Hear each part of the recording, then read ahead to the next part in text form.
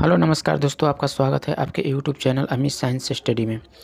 दोस्तों, मैं इस वीडियो में जो आप लोग को डिस्कशन कराने वाला हूं, जो ज्योग्राफी का नोट्स। दोस्तों, जो खान सर एप्लीकेशन पे क्लास कराए थे उसी का एक कंप्लीट नोट्स है। मैं इसका आप लोग को पीडीएफ जो व्हाट्सएप का जो चैनल है उस पर जो ग्रुप है, मैं उसी पे आप लोग को अपलोड कर दिया हूँ। आप जाकर वहाँ से सब पीडीएफ एक कंप्लीट ले सकते हैं फ्रेंड्स। ठीक है, जो वीडियो के डिस्कशन बॉक्स में है आप वहां से जाकर जुड़ जाइए और ले लीजिए। ठीक है फ्रेंड्स, मैं जितना क्लास कराऊंगा फ्रेंड्स, मैं उस पर आप लोग को जो पीडीएफ अपलोड करता रहूँगा। ठीक है, तो वहां से आप जुड़ जाइएगा। देखिएगा जो आज का क्वेश्चन जो आप मृदा है। ठीक है, इससे पहले मैं आप लोग को करा चुका हूँ, आप प्लेलिस्ट में सब वीडियो जाकर देख सकते हैं फ्रेंड्स। तो देखिएगा,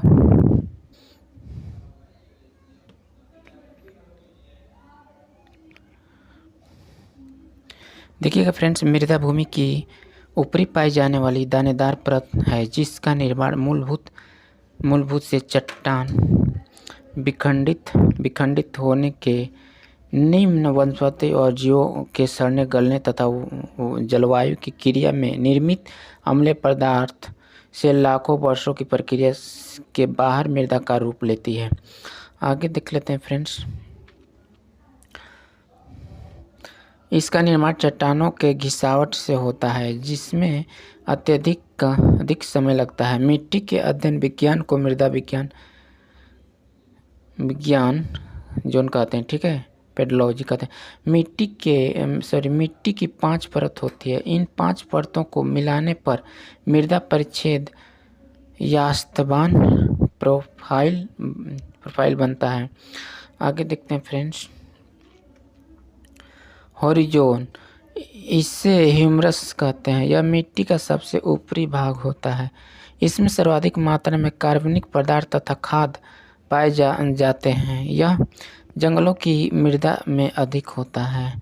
आगे देखते हैं हॉरिजोन ए, इसके ऊपर मृदा कहते हैं। छोटे पौधे का जड़ हॉरिजोन ए तक ही जाता है। यह बहुत ही उपजाऊ होती है। इसमें कीड़े मकोड़े और चूचे रहते हैं। आगे देख लेते हैं फ्रेंड्स। बी, हॉरिजोन बी, बड़े पेड़ पौधे के जड़ हॉरिजोन बी तक ही जाते हैं। हॉरिजोन सी, जो खेतों के लिए अच्छी नहीं है। हॉरिजोन आर, यहाँ केवल पत्थर पाए जाते हैं।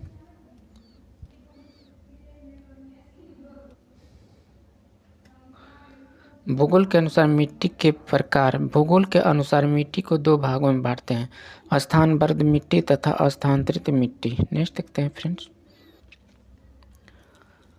स्थानबद्ध मिट्टी, वैसी मिट्टी जो अपने बनने वाले स्थान पर ही रुकी रहती है उसे स्थानबद्ध मिट्टी कहते हैं, जैसे काली, लाल, लेटराइट मिट्टी। स्थानांतरित मिट्टी, वैसी मिट्टी जो अपने बनने वाले स्थान को छोड़कर वायु या जल के द्वारा दूसरे स्थान पर चली जाती है उसे स्थानांतरित मिट्टी कहते हैं, जैसे जलोढ़ मिट्टी। देखते हैं आगे friends. Indian council for agriculture research ICAR, भारतीय कृषि अनुसंधान परिषद ने भारत की मिट्टी को 8 भागों में विभाजित किया है। नोट देखते हैं friends. United states department of agriculture ने मृदा को 11 भागों में बांटा है। नेक्स्ट देख लेते हैं फ्रेंड्स। भारत की मिट्टी, आपको जलोढ़ मिट्टी हो जाएगा, काली मिट्टी, लाल मिट्टी, लेटराइट मिट्टी हो जाएगा, पर्वतीय मिट्टी, दलदली मिट्टी हो जाएगा, मरुस्थलीय मिट्टी, लवणीय मिट्टी। ठीक है फ्रेंड्स, देखते हैं। जो ट्रिक इसका याद करने का है, ज से जलोढ़ हो जाएगा, ला से लाल हो जाएगा, क से हो जाएगा काली मिट्टी, र से हो जाएगा रेगुर मिट्टी, लौ से हो जाएगा लेटराइट मिट्टी।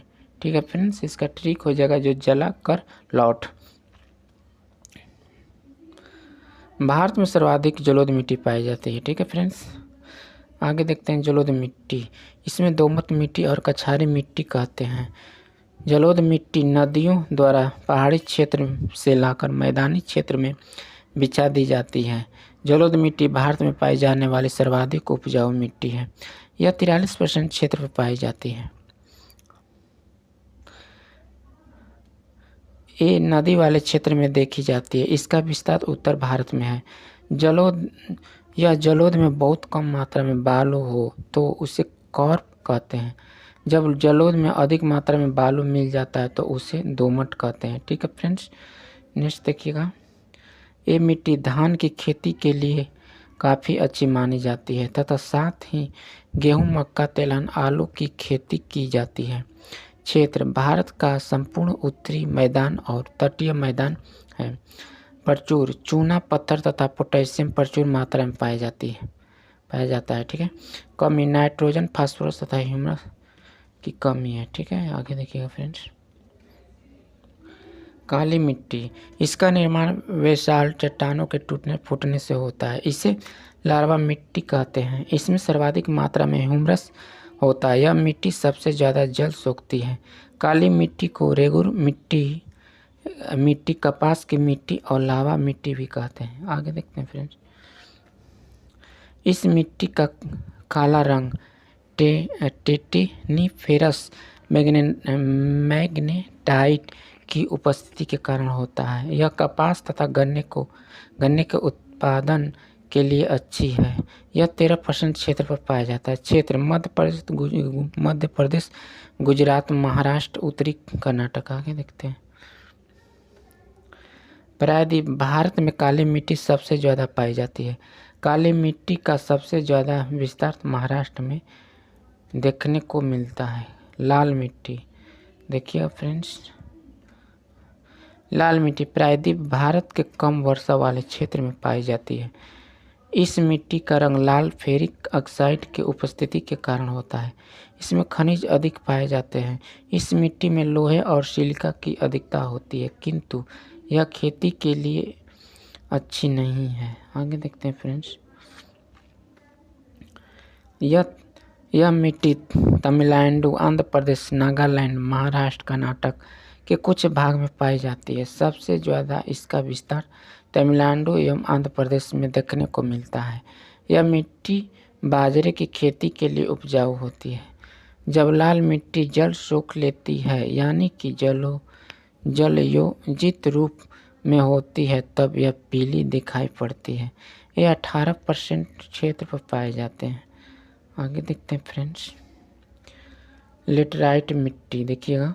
यह मिट्टी के उस क्षेत्र में पाई जाती है जहाँ पे 200 सेंटीमीटर से अधिक वर्षा होती है। ठीक है, कहाँ पे पाई जाती है? जहाँ पे 200 सेंटीमीटर से अधिक वर्षा होती है और अत्यधिक गर्मी पड़े। इस मखमली मिट्टी भी कहते हैं इसको, जो लेटराइट मिट्टी को मखमली मिट्टी भी कहा जाता है। ठीक है, देखिएगा। इसका निर्माण निच्छालन द्वारा होती है। इस विधि में तेजी वर्षा के कारण मिट्टी के छोटे छोटे कण भूमि के अंदर घुस जाते हैं, जिसमें यह भूमि ऊपर से पथरीली दिखती है। आगे देखिएगा फ्रेंड्स। इस मिट्टी में लौह ऑक्साइड एवं एल्युमिनियम की भरपूर मात्रा होती है। लौह ऑक्साइड के कारण ही इस मिट्टी का रंग लाल होता है। यह मिट्टी मुख्यतः केरल, कर्नाटक, तमिलनाडु, महाराष्ट्र के कुछ हिस्से में और उड़ीसा, मेघालय, असम के कुछ हिस्सों में पाई जाती है। यह काजू, मसाला, काफ़ी, इलायची तथा भवनों के ईंट बनाने के लिए अच्छी है। आगे देखते हैं। इसका सर्वाधिक विस्तार केरल है, जिस कारण इसे मसालों का राज्य कहते हैं। पर्वतीय मिट्टी आपको हो जाएगा। इस प्रकार की मृदा का विस्तार पर्वतों पर देखने को मिलता है। जहाँ पर हिमालय पर्वत का विस्तार है, वहीं इस प्रकार की मिट्टी पाई जाती है। ठीक है फ्रेंड्स, पर्वतों का विस्तार जम्मू कश्मीर, लद्दाख, हिमाचल प्रदेश, उत्तराखंड, सिक्किम और अरुणाचल प्रदेश में देखने को मिलता है। यह अत्यधिक कठोर होती है, जिस कारण वनस्पति का अभाव होती है। आगे देखिएगा फ्रेंड्स। यह जंगली झाड़ी होती है और अल्पपाइन वृक्ष पाया जाता है। यह भारत के उत्तरी पर्वतीय क्षेत्र में पाए जाते हैं। पर्वतीय ढालों पर सेब, नाशपाती, चाय की खेती की जाती है। देखिएगा फ्रेंड्स। दलदली मृदा का विकास अत्यधिक वर्षा और वनस्पतियों के सड़ने के कारण होती है।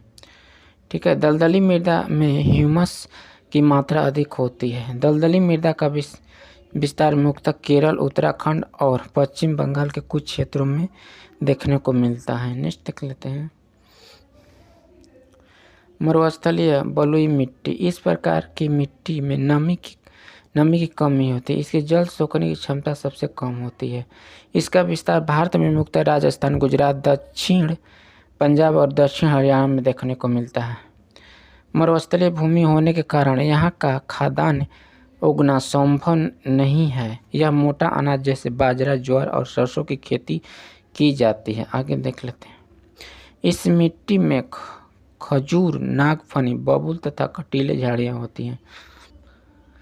ठीक है फ्रेंड्स, इस वीडियो में इतना ही रहने देते हैं क्योंकि वीडियो ज़्यादा लंबा हो जाएगा। ठीक है फ्रेंड्स, तो इसका आप लोग को PDF मैं बता दिया हूँ फ्रेंड्स कि व्हाट्सअप का जो ग्रुप का चैनल है उस पर मैं वीडियो जो इसका अपलोड कर दिया हूँ, जो कंप्लीट नोट्स। ठीक है, PDF आप वहाँ से सब PDF ले सकते हैं फ्रेंड्स। आप वहाँ से जुड़ जाइएगा तो मैं जो